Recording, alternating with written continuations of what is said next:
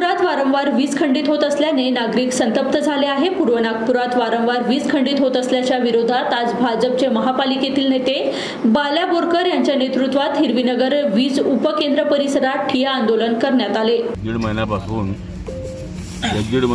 सतत 3 वेळा 2 वेळा रात्री 3 वेळा लाईन चालल्या आणि लाईन चालल्यामुळे मी प्रत्येकदा यांना वारंवार सांगून यांच्या अधिकाऱ्यांना सांगून ते यांचे जे अधिकारी आहे त्यांना सांगून की प्रत्येक वेळा की बाबा का प्रॉब्लेम आहे, तुम्हाला डीपी लागते तर डीपी सांगा, मी तेवढ्या वरच्या अधिकाऱ्याला पालकमंत्र्याला सांगून तुमची व्यवस्था करून देतो।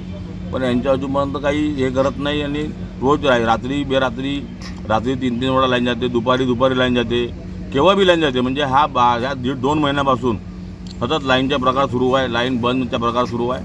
आणि मी काल आमदार साहेबाला फोन केला का ह्या 3 मीटिंगा लावा लागते, नाही तर लोक येऊन गेले आहे, त्रासून गेले आहे आणि लोकांमुळे हे लोक त्रासून गेले आहे आणि लोक हे काही पूर्ण काही कुठल्या परिसरामध्ये लाईट चालली आहे। हा त्याला गौरव मैदान, वर्धमान नगर, रत्नामी नगर, भाऊराव नगर, नंतर दत्तनगर, शाक्तीनगर, हिरवीनगर, पडोळे नगर, गावडे मुल्ला, कपला बगड़गंज कब्रस्तान जो आहे तो एरिया आहे, नंतर हिरवीनगर आहे, देशपांडे लावडे सगळे हा एरिया जेवढा पुरा एरिया आहे। काल जाता इथं भागवत कथा होती, भागवत कथा 3दा बंद झाली कार्यक्रम।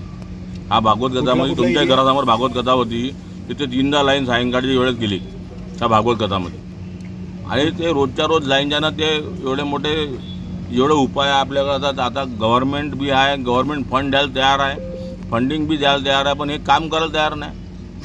आणि वारंवार तेच कारण एक झाडामुळं लाईन गेली, झाडामुळं लाईन गेली, हवाधून म्हणून लाईन गेली आणि हवाधून सुरू झाली काय पटकन ड्रीप करून टाकते, लाईन बंद करून टाकते आणि पूर्ण लाईन बंद करून देते।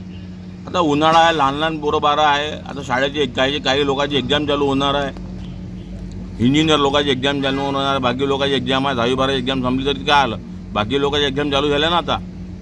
तर ह्याचा परिणाम बहुत परिणाम होऊन राहिला आहे। मी यांना हेच म्हणून राहिलो का चीफ इंजिनियर